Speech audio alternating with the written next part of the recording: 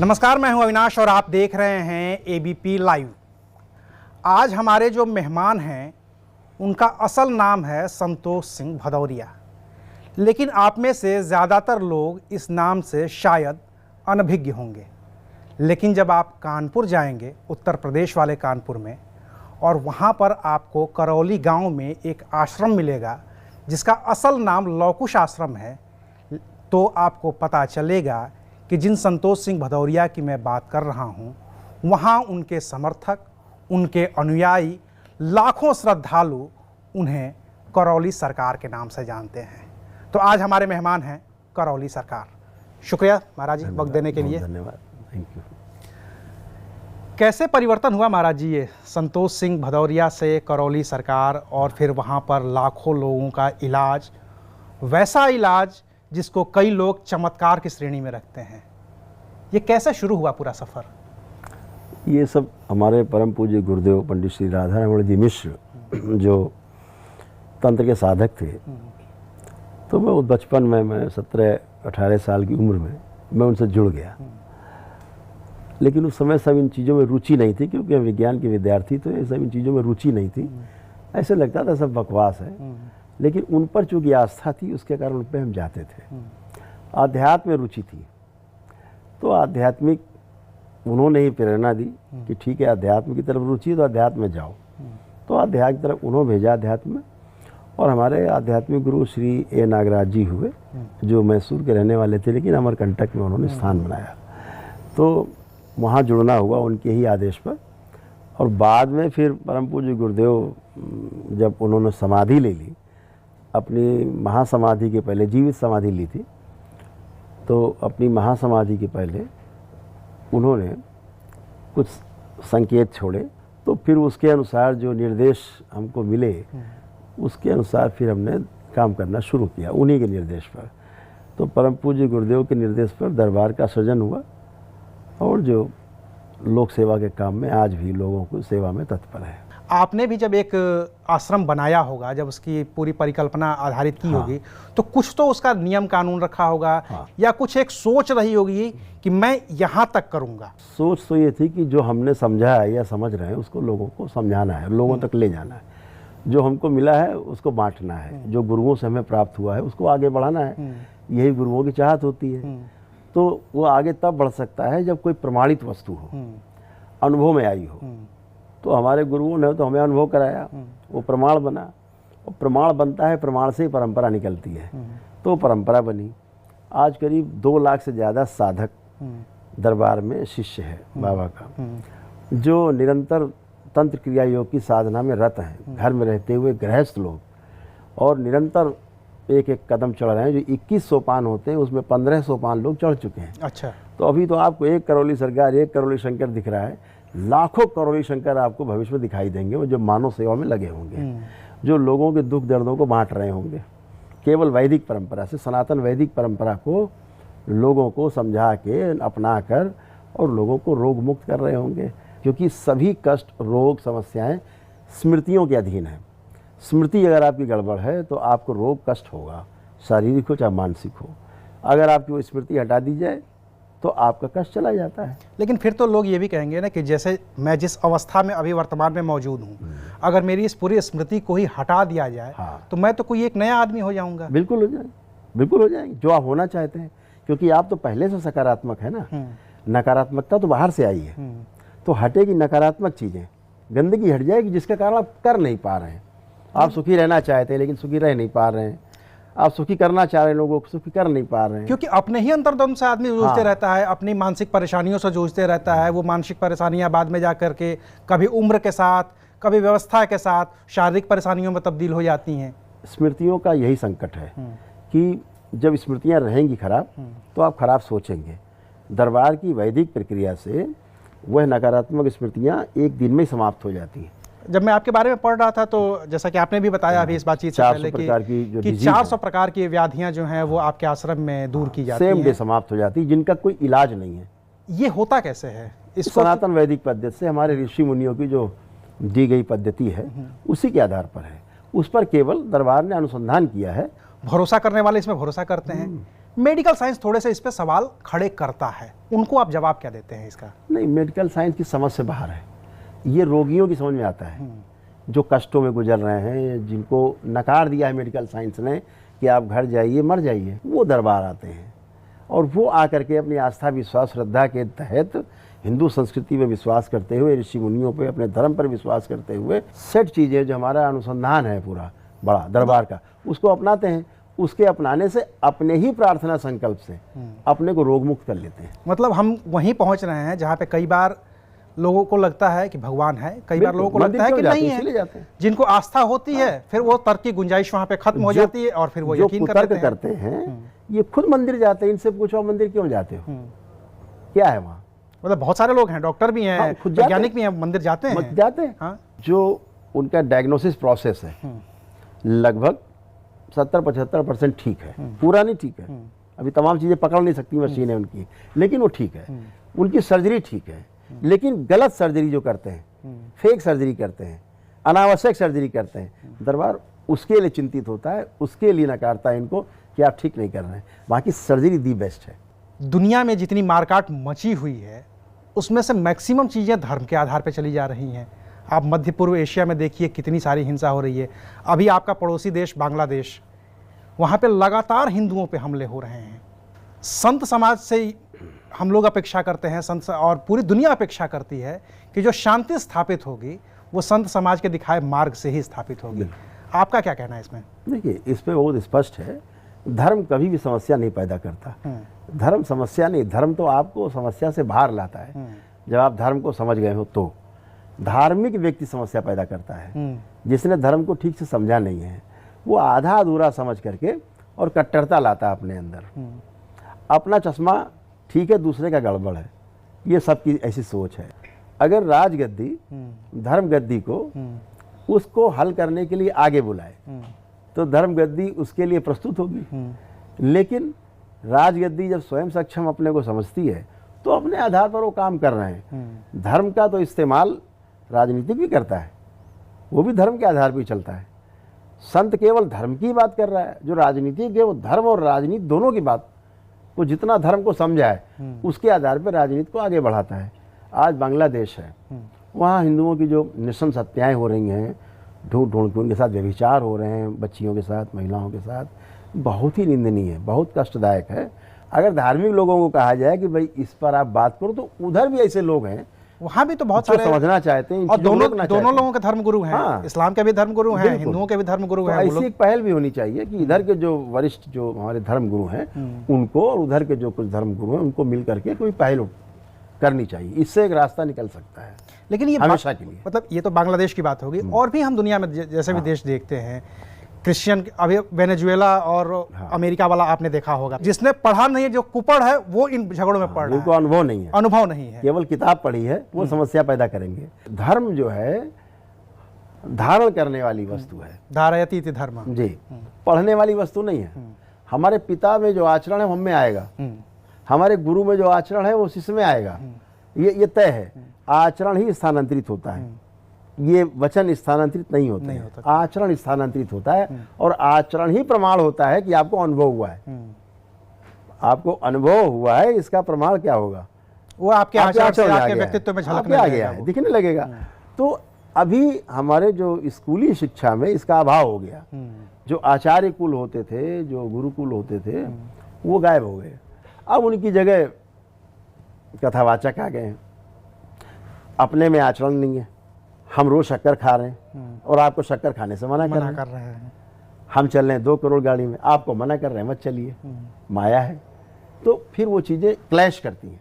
भाई मैं कहता हूँ चीज़ों को सदुपयोग करो, कौन रोकता आपको? हवाई जहाज पे चलो, आप सब लोग चलते हैं आजकल, तो 3-4 हज़ार रुपये दे दीजिए, हवाई जहाज यात्रा कर लीजिए, खूब उपलब्ध है, कोई इसमें आपत्ति नहीं है, कोई भी इसमें दिक्कत नहीं। आप मर्सिडीज में चलिए, आप रोल्स में चलिए, आप खूब चलिए, जितने पैसे हैं आपके पास करिए सदुपयोग करने में कोई नहीं रोक रहा है। दुरुपयोग करना अपराध है। तो आपको सदुपयोग करना आता है तो धन आपके लिए एक बड़ी एसेट है, समाज के लिए आप बहुत बड़ा काम कर पाएंगे। वक्त के साथ ये आचरण कुछ धर्माचार्यों का भी बदला है। मैं अनिरुद्धाचार्य जी की बात कर रहा हूँ, लगातार उन्होंने कुछ ऐसी बयानबाजी की, तो ये बड़बोलापन जो आता है वो फिर सिर्फ एक आदमी तक जाके नहीं रुकता है, फिर वो पूरे धर्म पर, फिर वो पूरे सनातन पर, वो पूरी आस्था पर ही सवाल खड़े करने लगता है। वही मैंने आपसे इसको कहा, कैसे नियंत्रित किया वही मैंने जाए? आपसे कहा ना कि आचरण में अगर आ गया है, मतलब आपको अनुभव हो गया है, अब आचरण आपका नहीं बदलेगा। जैसे बच्चा है, माँ बार बार चूल्हे की तरफ बच्चा ज़्यादा रोकती है, अरे जल जाओगे, उसने कभी आग का अनुभव नहीं किया। जिस दिन वो माँ चूकी और उसका हाथ आग में गया और जला, मरते दिन तक कभी आग में हाथ नहीं देगा। आप अनुद्धाचार्य की बात करें ना, तो उन्हें अनुभव है ना उनके आचरण में दिखाई देता है, तो शब्दों में कहाँ से दिखाई देगा? आप उस जगह पे बैठ कर कथा कर रहे हैं जहाँ पे राधा नाम बहुत प्रिय है। बताइए, उन्हीं का अपमान कर रहे हैं आप। तो राधा भी तो एक स्त्री है। वो भी स्त्री है। तो आप इस तरह से बात करना, फिर कह दो नहीं वो तो किया, वो तो भगवान थे। अब आपने और लांछन कर दिया, यानी भगवान सब यही करते थे। तो बात किसी वे में करने से आज का युवा, उसके पास बहुत बुद्धि है, दिन भर मोबाइल पे है, वो एक एक चीज एनालाइज करता है, कौन क्या बोल रहा है, कौन क्या कह रहा है, कौन क्या कर रहा है। आप उसको बेवकूफ़ नहीं बना सकते। लेकिन फिर महाराज जी वही तो होता है, समृद्धि कैसे आएगी? हाँ, अगर शोर नहीं मचेगा, अगर फॉलोवर नहीं होंगे, अगर अनुयायी नहीं होंगे, तो फिर वो ना बड़ी गाड़ियां होंगी, ना बड़ा वो आश्रम होगा, ना फिर वो दिखावा होगा जो बहुत सारे धर्मगुरु करते हैं। दो तरह के लोग संसार में हैं, एक सुविधा संपन्न है और दुखी और दरिद्र है, दूसरा सुविधा विहीन है और दुखी और दरिद्र है। ये दो टाइप के दुखी दरिद्र लोग हैं। इसमें वो ज़्यादा खतरनाक है जो सुविधा संपन्न है फिर भी दुखी है और दरिद्र है और की मांग है उसकी। तो समृद्धि का अर्थ क्या है? मेरे पास जितना है, मैं पलट के देख लूँ, मेरे पास इतना है कि मेरी आवश्यकता से अधिक है, इसे समृद्धि कहा गया। मेरे पास इतना हो जाए कि 100 पुस्तकें खाएंगी, ये दरिद्रपन है। इतना हमको अपने ऊपर विश्वास नहीं है, इसलिए इतना हम एकत्रित कर रहे हैं। क्योंकि संत हमें जब ज्ञान देते हैं तो वो तो ये कहते हैं कि साईं इतना दीजिए जामे कुटुंब समाए, मैं भी भूखा ना रहूं साधु न भूखा जाए। लेकिन जब वो ज्ञान देने के लिए यहाँ आते हैं तो उनकी गाड़ियाँ 5 करोड़ की हाँ, होती हैं। वो ठीक है, हम कहते हैं 10 करोड़ में चलो, इस पे आपत्ति नहीं है। मैं कह रहा हूँ आप जो कर रहे हो दूसरे को क्यों मना कर रहे हो? तो भारत सरकार के संविधान के अंतर्गत जैसे गाड़ी खरीदी जाती है वैसे आप खरीद करके ले लीजिए, कोई आपत्ति नहीं है। लेकिन आप बैठ के ये ज्ञान दो कि नहीं साहब बड़ी गाड़ी चलने से ये है, उससे क्या होता है, इससे क्या होता है, तो फिर आपको दोगला मानेगा आदमी। अभी यही हो रहा है। चूंकि आप उत्तर प्रदेश से ही आते हैं, कानपुर से ही आते हैं, आपके आसपास का जो पूरा धार्मिक परिदृश्य है, क्या उसे आप बदलता हुआ देख पा रहे हैं पिछले 7-8 साल में योगी आदित्यनाथ के आने के बाद? हाँ, बहुत तेजी से परिवर्तन हुआ है। मैं आपसे इसलिए भी पूछना चाहता हूँ कि पहले जब उत्तर प्रदेश से बाहर के लोग जब उत्तर प्रदेश में आते थे तो दो चीज़ें, एक तो टूरिस्ट बन के आते थे, तो टूरिस्ट बन के आए तो वो आगरा चले गए, वहाँ का ताजमहल देख लिया, और जो धार्मिक व्यक्ति आता था वो आगरा, मथुरा, वृंदावन, काशी, अयोध्या जाता था। लेकिन संख्या कम थी। अब ये संख्या उलट गई है, अब टूरिस्ट थोड़े कम हुए हैं, और जो टूरिस्ट भी हैं वो अब रिलीजियस टूरिस्ट हैं, मतलब धार्मिक पर्यटन पर वो लोग आ रहे हैं। बिल्कुल, शासन चलता है भय और लालच से। अच्छा, भय और लालच से? हाँ, दो से चलता है शासन, इसके बगैर शासन नहीं चलेगा। इसको भय का तो मैं समझ गया, जरा लालच वाला समझाइए। पुरस्कार और दंड से। पुरस्कार और दंड, ऐसे मान लीजिए, भय और लालच का अर्थ है पुरस्कार, अच्छा, और दंड से शासन चलता है। तो पुरस्कार ये है कि आप अच्छा काम करेंगे तो सम्मानित किए जाएंगे, और आप खराब करेंगे तो दंडित किए जाएंगे, है ना। तो वही भय यानी दंडित किए जाएंगे, और पुरस्कार का लालच है वही भय और लालच से। तो ये दो तरीके से शासन चलता है, और एक मजबूत धार्मिक व्यक्ति ही इसको ठीक से संचालित कर सकता है। इन दोनों के बीच का जो बैलेंस स्वयं बना भय और लालच से परे होगा, मतलब जिसे कोई ना तो डरा सकता है ना कोई लालच दे सकता है। ना डराएगा और ना हमको कोई लालच दे सकता है। फिर वो व्यक्ति भय और लालच के द्वारा, दंड और पुरस्कार के द्वारा लोगों को नियंत्रित कर सकता है। काशी तो आप पहले भी जाते रहे होंगे, काशी विश्वनाथ? खूब जाते, हर महीने। और काशी विश्वनाथ कॉरिडोर बनने के बाद भी जा रहे हैं। कितना बड़ा बदलाव देखते हैं आप खुद के लिए महादेव के मंदिर को बनने के बाद? काशी की सुगंध है वो तो वैसे ही है, उसमें कोई परिवर्तन नहीं हुआ है। वो जबरदस्त है, जबरदस्ती। मतलब बनारसी अपने रंग में है, बनारसी अपने रंग में रहेगा, वो बदलेगा नहीं। आप उसको सोने के सिंहासन में बिठा दो, वो पान चबा के अपना मौज बैठेगा, है ना। तो वो काशी का जो अंदरूनी जो सुगंध है वहाँ की और है, वो तो जबरदस्त था और जबरदस्त है, वो रहेगा जबरदस्त। लेकिन जो व्यवस्थाओं में जो परिवर्तन हुआ, लोग जो जाते परेशान होते थे काशी में, वो गाली बक के आते थे, अरे कहाँ आ गए, कहाँ फंस गए, यहाँ गंदा, पतली गलियाँ थी, पतली गलियाँ, ये है वो है, तमाम असुविधाएं। पूरा काशी बदल गया है। लोग अब पिकनिक को और इंजॉय कर रहे हैं, एंजॉय कर धर्म के साथ जोड़ करके धर्म उसको के देख पा साथ रहे जोड़ हैं। करके जा पा रहे हैं कि अब बच्चे इंजॉय कर रहे हैं, बच्चे जानना चाहते हैं, समझना चाहते हैं, तो माता पिता से कहते हैं कि चलो चला जाए, कार्यक्रम बनाया जाए। उल्टा हो गया कि थोड़ा। चल के देखे तो कि काशी में है क्या, है काशी क्या, विश्वनाथ काशी में में क्या क्या है, अयोध्या जी में क्या में क्या हुआ है। है, तो त्रिपुरा में क्या हुआ है, तो भाई यहाँ मथुरा में क्या होने वाला है। अयोध्या जी को लेकर के आपकी क्या राय है, चूंकि अयोध्या में मंदिर अब पूरी तरीके से बन गया है। ये छोटा काम तो हुआ नहीं, मतलब इतना बड़ा काम हो गया। ये हम तो यही कहेंगे कि प्रभु श्री राम की कृपा से ही हुआ है कि बिना चूँ चाँ किए, बगैर रक्तपात हुए और संवैधानिक सोच के तहत, उसकी व्यवस्था के तहत सब चीज़ें हुई हैं। मथुरा में वो बदलाव विजिबल नहीं हो पा रहा है अभी तक। योगी जी को भी 8 साल हो गया है। इसको क्या आप लोगों ने कभी मुलाकात करके कहा कि भाई अब इसको भी ठीक कर लीजिए कुछ? नहीं, वो भी ठीक होगा, क्योंकि अभी वहाँ पे केंद्रित नहीं है। क्योंकि देखिए, सरकार एक बड़ा पक्ष है और सारे साधन है, सारी व्यवस्था है, तंत्र है पूरा, तो वो जो पहल करेगा, अभी उसकी पहल वहाँ पे उतनी नहीं है।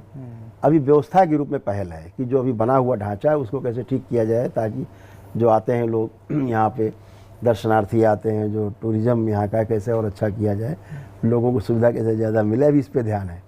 वो एक इशू है, अभी तो काशी एक इशू पड़ा है, लेकिन हमें लगता है ये सब निपटेगा।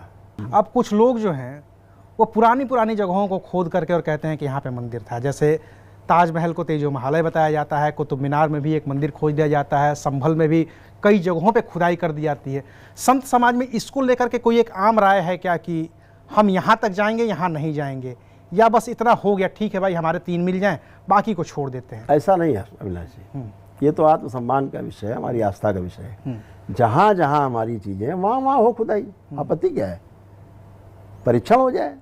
लेकिन इसी पे तो फिर राजनीति करने वाला कहता है यार कहाँ तक खोदोगे, 100 साल 200 साल 400 राजनीति साल। एक अलग विषय है, धार्मिकता एक वो आस्था वाला विषय अलग है। राजनीति आस्था पे ही चलेगी। अगर हमारी आस्था है कि हमारा यहाँ पे धार्मिक स्थान था, छुपा हुआ है, इसको सम्मानित तरीके से बाहर निकाला जाए, तो उसको निकाला जाना चाहिए। आपत्ति क्या है इसमें? किसी को आपत्ति नहीं होनी चाहिए। क्योंकि कई लोग ऊपर बैठे लोग भी कहते हैं, संत समाज के भी लोग अगर कहते हमने हैं। कहीं मस्जिद कब्जा कर रखी तो छोड़नी चाहिए हमें। तो जहाँ मंदिर कब्जा किए गए उनको मंदिर छोड़ देने चाहिए। हम भाई, हमारे यहाँ तो धार्मिक स्थान पहले थे ना, मुगल तो बाद में आए ना, तो इन्होंने हमारे स्थानों पर कब्जा किया ना, हमने तो नहीं किया उनके मंदिरों पर कोई कब्जा। हमारे धार्मिक स्थानों को बदल दिया गया, स्वरूप बदल दिया गया, उनका सब काया पलट करके और उसका पूरा बना दिया गया, नहीं साहब ऐसा वैसा वैसा वैसा तमाम। हम तो सुनते रहते हैं, लोग कहते हैं ना कि भाई आप जहाँ जहाँ आपका शासन रहा वहाँ तो कहीं नहीं दिखती इमारतें, यहाँ कहाँ से आपके पास इमारतें बनाने वाले शिल्पकार आ गए? यहाँ सब पहले से बना हुआ था, आप कब्जा करें तो ये सिद्ध हो जाए, चाहे पुरातात्विक रूप से सिद्ध हो, चाहे किसी भी आस्था के रूप में सिद्ध हो, तो उसको छोड़ देना चाहिए। लेकिन महाराज जी फिर ये तो लंबी लड़ाई चलती रहेगी। चलना देखिए, चाहिए। राम मंदिर पे 400 साल बाद आया। हाँ, फिर चला ना। अगर 400 साल अविनाश जी लड़ाई ना चली होती, कैसे मिलता हमें स्थान? तो ये लड़ाई बिल्कुल चलनी चाहिए। आस्था के लिए, अपने धर्म के लिए, अपने आत्मसम्मान के लिए, स्वाभिमान के लिए लड़ाई चलने, इसमें क्या आपत्ति है? देखिए, ये वैचारिक लड़ाई है, ये हमारी सैद्धांतिक लड़ाई है, ये हमारी कानूनी लड़ाई है। चूँकि माघ मेला चल रहा है प्रयागराज में, इलाहाबाद अब प्रयागराज हो चुका है। माघ मेले में पूरी दुनिया के साधु संत जुटते हैं। कुछ कोर एजेंडा भी होता है क्या आप लोगों का कि इस माघ मेले में बातचीत करके कोई एक नया एजेंडा तय किया जाएगा? या जैसे पिछली साल महाकुंभ था, आप तमाम लोग वहाँ पे इकट्ठा हुए थे, उसमें से कुछ ऐसी चर्चाएं निकलती हैं क्या, या वही बातचीत होती है क्या ये सारी, कि हमें अपने धर्म की रक्षा के लिए या धर्म को आगे बढ़ाने के लिए कुछ ऐसे संकल्प करने चाहिए? बात यह कि हम लोग मांग उठा लेते हैं, मांग उठा दी भाई ये होना चाहिए, तो हम मांग उठा रहे हैं, ये वहाँ पहले से ही है।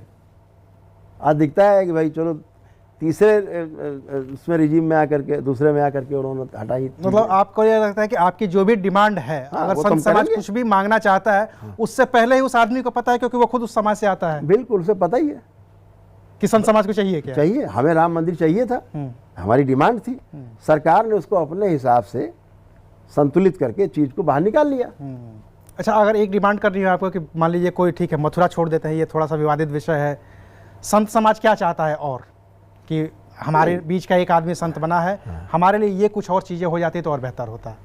नहीं, हमारे लिए तो सबसे बड़ी बात तो यही है कि जो हमारे धार्मिक स्थल हैं वो कहीं भी हैं, वो हमें मिलने चाहिए। हमारे हैं, हम भीख नहीं मांग रहे हैं उसकी, वो हमारे हैं। वो आपको ये पॉलिटिकल लोग बात कर सकते हैं, हाँ ये छोड़ दिया, वो पकड़ लिया, लेकिन हमसे पूछा जाए, हमारे संतों से पूछा जाए तो उनके अंदर हृदय से ही निकलेगा कि ठीक है कि इस घर के अंदर भोलेनाथ कैद है, तो भैया ये निकाला जाए। नहीं, क्योंकि पूरी सत्ता जो चलती है उसके पीछे एक जो बैकबोन की तरह राष्ट्रीय स्वयंसेवक संघ काम करता है। मोहन भागवत कहता है कि नहीं, अब छोड़ दो भाई, जितनी खुदाई हर जगह खोदोगे तो नहीं मिलेगा, इसको छोड़ देना चाहिए। उनकी सोच पिता जैसी है, ठीक अच्छा, है, वो बैलेंस करके ही बैलेंस बात करेंगे करेंगे। ना। लेकिन हम जैसे लोग, छोटे लोग, तो हम तो अपनी बात अपना कहेंगे। अधिकार मांगेंगे। हाँ, अपना अधिकार मांगेंगे। ये बात हम उन तक भी पहुंचाते हैं कि भाई हमको ये मिलना चाहिए, वो बैलेंस करके बात करते हैं, ये उनको करना भी चाहिए। जो युवा पीढ़ी है वो धर्म के प्रति रुचि तो दिख रही है उसकी, लेकिन वो पूरी तरीके से उसमें जा नहीं पा रहा है। वो इंस्टाग्राम में, वो ट्विटर पे, वो फेसबुक पे, वो सिनेमा में, वो नेटफ्लिक्स पे, बहुत तमाम जगहों पर व्यस्त है। अगर मैं अपने बच्चे को 5 साल, 7 साल, 8 साल के बच्चे को धर्म के प्रति जागरूक करना चाहूँ तो उसकी चेतना को कैसे जागृत किया जा सकता है? बहुत सुंदर बात है। देखिए, इसके लिए अपने से शुरू करना होगा, बच्चे से नहीं। बच्चा गड़बड़ है, इसके लिए बच्चा जिम्मेदार बिल्कुल नहीं है, इसके लिए हम जिम्मेदार है, पिछली पीढ़ी जिम्मेदार है, क्योंकि उसके में संस्कार नहीं थे, इसलिए बच्चे में संस्कार नहीं गए, सीधी बात है। तो अपने में आमूल जो बदलाव है, आमूलचूल बदलाव पहले अपने में लाना होगा। अपने को समाधान के रूप में प्रमाण सहित प्रस्तुत करना होगा बच्चे के सामने। जब हम समाधान के साथ प्रस्तुत होंगे बच्चे के सामने, एक मॉडल बन के रहेंगे, तो बच्चा उसी मॉडल को अपनाएगा। तो वो जो शुरुआत होनी चाहिए वो अपने से होनी चाहिए। जैसे एक मांग उठती है हिंदू राष्ट्र और ये सब तमाम देश में तमाम चीज़ें उठती हैं, बच्चों के जहन में बहुत चीज़ है, ठीक है ना। तो ये हिंदू राष्ट्र तो पहले से है, ये कब मुस्लिम राष्ट्र था, ये कब क्रिश्चियन राष्ट्र था, ये तो आप पूछ लीजिए, पूरी दुनिया में पूछ लीजिए हिंदू देश कौन सा है। लेकिन हमारे यहाँ तो सारे धर्म के लोग रहते हैं, भारत देश है, और धर्मनिरपेक्ष हैं हम लोग, तो बहुतायत हैं, हिंदू बहुतायत है ना। तो हमारा हिंदू ही परिदृश्य दिखता है चारों तरफ। तो जो हिंदू बात होती है, हिंदू राष्ट्र बन जाए, वो बन जाए, वो एक जो भी मांग होती है, पॉलिटिकली करे या कोई अपने हृदय से कर रहा है, कोई कैसे कर रहा है, तो ठीक है। बच्चों में एक बात तो आई है, कम से कम अपनी बात को प्रस्तुत तो कर रहे हैं वो, कि भाई ये हमारी चीज़ है, हमको मिलना चाहिए, ये सम्मान हमारा है, सम्मान हमको मिलना चाहिए। ये पहले नहीं था, बोलना ही अपराध था। क्योंकि ये तो संविधान में लिखा है ना कि हम पंथ निरपेक्ष हैं, धर्म निरपेक्ष हैं। ठीक है, संविधान बदला भी जा सकता है। संविधान बनाया किसने? मनुष्यों ने बनाया।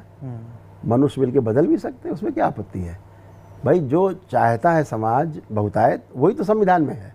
लेकिन महाराज जी, मैं चूँकि इस बात जानबूझ के इसको टोक रहा हूँ, जब आप हिंदू राष्ट्र की परिकल्पना की बात करते हैं तो किसी एक धर्म विशेष का राष्ट्र होने पर क्या होता है, ये तो हम कई जगहों पे देख रहे हैं। जैसे तमाम इस्लामिक राष्ट्र हैं जिन्हें सिर्फ इस्लाम है और वहाँ पे मारकाट सबसे ज़्यादा है। इसीलिए तो हिंदू राष्ट्र की बात नहीं कर रहे हैं हम, इसीलिए तो हमें कह रहे हैं कि इस देश को सनातन राष्ट्र घोषित कर देना चाहिए। तो सनातन का मतलब यही है ना, जो पांचों तत्व जो पहले से थे, आज भी हमेशा रहेंगे। हाँ, ये तो शाश्वत है, शाश्वत है, तो वही सनातन है, तो रहेगा ही। जो शाश्वत वही सनातन है। जो इनकी रक्षा करे, इनका परिवर्धन करे, इनका संरक्षण करे, वो सनातनी है। जो इनके जिए व्यवस्था के आधार पे, तो वो सनातनी है। और इसमें सबका समावेश हो, इसमें जो इसको स्वीकार करे वो सनातनी है, जो अस्वीकार करे उसके लिए कठोर दंड होने चाहिए। और वो तो फिर सबके लिए होने चाहिए, सबके लिए होने चाहिए। सनातन राष्ट्र घोषित कर दीजिए आप। और जो वंदे मातरम बोले उसको मताधिकार देना चाहिए, नहीं तो मताधिकार से वंचित कर देना चाहिए। तो जो वंदे मातरम नहीं कहेगा उसको मताधिकार से बिल्कुल वंचित कर देना चाहिए। हम शिक्षित नहीं होंगे, हम संस्कारित नहीं होंगे, तो हम अपने मत का दुरुपयोग करेंगे। वही हो रहा है, उसी मत का तो दिखाया जा रहा है भय। मताधिकार छीन लेना चाहिए। तो आप ये मतलब आप फोकस कर रहे हैं कि इस्लामिक लोगों से, हम तो इस्लामिक की बात ही नहीं कर रहे हैं। हाँ। हम तो कह रहे हैं जो वंदे मातरम नहीं बोल सकता है, तो फिर तो वही कहेंगे ना, क्योंकि नहीं वो हो चाहे कोई उनका धर्म ये, उन्हें हिंदू भी अगर नहीं बोल सकता वंदे मातरम, उसको ही बाहर करो, उसको वंचित कर दो। मुझे एक आखिरी सवाल अब इस पे पूछना पड़ेगा मुझे, क्योंकि आप हिंदू राष्ट्र से सनातन पर लेकर के आए हैं। इन दोनों के बीच का फ़र्क ज़रा समझाइए। बहुत बड़ा एक तबका है जो इस फ़र्क को नहीं समझ पाता है। ठीक है ना, हम एक बात कर रहे हैं हिंदू संस्कृति पे। हिंदू संस्कृति जो है वो हमारी सनातन के ही आधार पे डेवलप हुई है। सनातन के नियमों को समझ करके हमारी संस्कृति बनी है, उसे हम हिंदू संस्कृति कहते हैं। तो सनातन को ज़्यादा मानने वाले लोग जो हैं वो हिंदू हैं, हम तो उसकी राष्ट्र की बात कर रहे हैं, उससे भी आगे बढ़ रहे हैं। तो हम बात कर रहे हैं ना कि जो वंदे मातरम अपनी धरती माँ की वंदना नहीं कर सकता, जो हमें अपना सीना चीर के अन्न उपजाती है, हम खाते हैं, सब कुछ करते हैं, धरती पे हम रह रहे हैं, उसका सीना फाड़ के घर बनाते हैं। फिर वही होता है ना कि दूसरे धर्म के लोग ये कहते हैं कि यार आपके यहाँ तो रह रहे हैं 33 करोड़ देवी देवता है तो आप सबकी पूजा करते हैं, एक और भी सही, हमारा तो सिर्फ एक है तो हम तो उसी की पूजा करेंगे। 33 करोड़ नहीं, 33 कोटि है, हाँ, 33 प्रकार के हैं। वो ठीक है, वो हमारा बिलीव, वो उनका बिलीव है, हम उस पर नहीं जा रहे हैं, उनकी आस्था पे हमारा कोई सवाल नहीं है, वो ठीक है अपनी जगह, हम अपनी जगह ठीक है। जो धर्म बनाया है सनातन है, हम उसकी बात कर रहे हैं। उसको मानने वाले लोग उसके आधार पे सनातन राष्ट्र हो जाए, और जो हमारे बनाए गए नियमों को नहीं मानता उनको मताधिकार से वंचित कर दीजिए, खत्म। उनका तो दिखा रहे हैं कि हम 20 करोड़ हैं, हम 30 करोड़ हैं, 25 करोड़ हैं, 50 करोड़ हैं, तो भैया हम भी तो 120 करोड़ हैं। मतलब फिर भी 120 करोड़ वाले कई बार कह देते हैं कि हिंदू खतरे में है। ठीक है ना, जो बेचारा खतरे में होगा चिल्लाएगा। कहाँ हिंदू खतरे में हो जाएगा जब कहाँ खतरे में? मैं तो नहीं खतरे में देखता, मैं तो आज हिंदू कहाँ खतरे में? संत समाज के कुछ लोग कह देते हैं हम। अगर खतरे में होता तो 3-3 बार सरकार नहीं बनी होती, भारत सरकार। पूरे देश में एक माहौल है, कहाँ खतरे में हम लोग? अब खतरे में वो महसूस कर रहे हैं अपने आप को, जो अपने को 20 करोड़ चिल्ला रहे हैं, 25 करोड़ चिल्ला रहे हैं, वो महसूस कर रहे हैं। क्योंकि लड़ाई दो विचारधाराओं की है, व्यक्तियों की नहीं है। हम लोग तो पत्थर में प्राण फूंकने की विधि जानते हैं, प्राण प्रतिष्ठा करते हैं मंदिरों में, मूर्तियों में। और हमको कभी कोई लोग कह देते हैं सब इनसे प्राण इसमें कैसे ट्रांसफर कर दिए? अरे जिंदा से जिंदा में तो प्राण बहुत आसान ट्रांसफर करना है। राम मंदिर प्राण प्रतिष्ठा हुई, बिल्कुल हुई है, और इसके लिए तो फिर संविधान में बदलाव करना पड़ेगा, लाना चाहिए भाई। ये तो हम अपनी बात सब कह सकते हैं। बिल्कुल ठीक है। नहीं, संत समाज जो अपनी बात कर रहा है वो वही हम भी कोशिश कर सकते हैं कि सबके साथ सरकार पे इसका दबाव नहीं डाल सकते। ठीक है, कह सकते हैं। बिल्कुल। इस बातचीत को हम अंतिम दिशा की ओर ले जाते हैं। आपके अनुयायियों को एक शिकायत है आपसे कि करौली सरकार से हम मिलना चाहते हैं, मिल नहीं पाते, हम उनके दर्शन करना चाहते हैं, हम उनके आश्रम तक पहुंचना चाहते हैं, हम मिल नहीं पाते हैं, हमें महीनों महीनों इंतज़ार करना पड़ता है, फिर भी वहाँ हमारी कोई सुनी नहीं जाती है। तो करौली सरकार सामने बैठे हैं, बता दें कि अपने भक्तों से वो कैसे मिल सकते हैं। नहीं, हम सबसे मिलते हैं, ऑनलाइन भी बात करते हैं लोगों से, गाड़ी में चलते रहते हैं तब भी हम ऑनलाइन बात करते रहते हैं, देश विदेश सभी से बात करते रहते हैं, और जो हम उनको मदद पहुंचा पाते हैं वो करते रहते हैं। और अगर आपके आश्रम तक किसी आश्रम तक पहुंचना है तो एक IVR नंबर होता है हमारे यहाँ, एक 8090100343 नंबर नोट कर लीजिएगा आप लोग। हाँ। जो महाराज जी बता रहे हैं, अगर आपको मिलना हो इनसे। हाँ, ये नंबर IVR नंबर है, तो इस पर आराम से डायल करके आदमी और हम तक पहुंच जाता है। अपॉइंटमेंट लेकर के अपॉइंटमेंट है, व्यवस्था है दरबार की, तो वो उसके द्वारा बातचीत करके वो पहुंच जाते हैं। और कोई गंभीर असाध्य, जैसा कि हमने शुरू में बात की इस पूरे आश्रम को लेकर के, कुछ चीज़ें होती हैं तात्कालिक होती हैं, उसमें आपसे मिलना हो तो कैसे मिला जा सकता है? वो इसी नंबर के थ्रू मिल लेते हैं, यही नंबर है। कुछ ऐसा समय आपका आश्रम में कि हम महीने के कुछ दिन या साल के कुछ दिन, कुछ ऐसा होता है क्या? नहीं, हम एक दरबार का वहाँ का नियम बना हुआ, लोग पहुँचते हैं अपना और जो अनुष्ठान है वो करते हैं, और जब हमसे मिलते हैं तो हम उनसे बात करते हैं, ऑनलाइन बात करते हैं। अच्छा। तो बराबर बात होती रहती है, और ख़ास तौर से विशेष रूप से फ्राइडे, सैटरडे और संडे, अच्छा, 3 दिन हम पूरी तरह उपलब्ध होते हैं उस कानपुर वाले लोकोश आश्रम में, अपने जो कानपुर में है उसमें, करौली में उपस्थित रहते हैं। ज़्यादातर यही रहता है, नहीं रहते हैं तो हम ऑनलाइन हम वहाँ से जुड़े रहते हैं, और बराबर वहाँ संकल्प प्रार्थना जिसको जो ज़रूरत है उसका मार्गदर्शन बात करके उसको निराकरण किया जाता है बातचीत से। ये व्यवस्था हरिद्वार में भी लागू है। अच्छा। हरिद्वार में जो अपना आश्रम है, जो भूपत वाला में, वहाँ पर भी, जो मिश्री मठ है वहाँ पर भी ये वैदिक प्रक्रिया निरंतर जारी है, वहाँ पर ही पहुँच सकता है इन्हीं नंबर से कांटेक्ट करके। ठीक है महाराज जी, आपने बहुत समय दिया हम लोगों को, बहुत सारी बातचीत हुई, बहुत, और आप जो काम कर रहे हैं उसमें लगे रहिए। देखिए, कोई भी अच्छा काम होता है, सवाल उठते हैं। आप जो इलाज कर रहे हैं लोगों का, उस पर एलोपैथ को यकीन नहीं है, एलोपैथ जो कर रहा है उस पर आयुर्वेद को यकीन नहीं है, आयुर्वेद एलोपैथ जो कर रहा है उसको होम्योपैथ पे यकीन नहीं है। तो ये बहुत सारा खेल है, यकीन का खेल है, सारी चीज़ें आस्था का खेल है। जो मरीज है अविनाश जी, वो ये इससे उसका लेना देना नहीं कि आप एलोपैथ से ठीक कर रहे हैं, बिल्कुल, कि भभूत की ला के ठीक कर रहे हैं। वो कहता हमें ठीक करो, ठीक कर दो। एक भी डॉक्टर ये गारंटी देने को तैयार नहीं कि ठीक आपकी सर्जरी में करने जा रहे हैं, आप 100% ठीक होंगे। अगर वो इतना ही यकीन से करता तो उस पर सिग्नेचर नहीं कराता। लेकिन दरबार क्या कहता है, ये 400 प्रकार की डिजीज़ हैं, ये लिखा पढ़ी में आपके पास छोड़े जा रहे हैं। बिल्कुल 400 प्रकार की डिजीज़ हैं, 100 में 100 ठीक होती हैं। लिखा पढ़ी में हम लोग करते हैं कि हाँ ये ठीक होगा, एक दिन में ठीक होगा। तो जब कॉज नष्ट हो जाता है तो अपने आप ही सामने से रोग विलुप्त होने लगता है, ख़त्म हो जाता है। ये बहुत सिंपल है। चलिए ठीक महाराज जी, आप लगे रहिए यूं ही, धन्यवाद। समाज सेवा करते रहिए, कल्याण करते रहिए समाज का। बहुत धन्यवाद। और जो भी दर्शक हैं जो देख रहे हैं इसे, अगर महाराज जी से मिलना है तो जो नंबर थे जो इन्होंने खुद बताए हैं वो आपकी स्क्रीन पर आपको नज़र भी आ जाएंगे। आप बात करके वहाँ जा सकते हैं, महाराज जी से मिलने का समय ले सकते हैं। शुक्रिया, आप देख रहे थे ABP लाइव। धन्यवाद जी।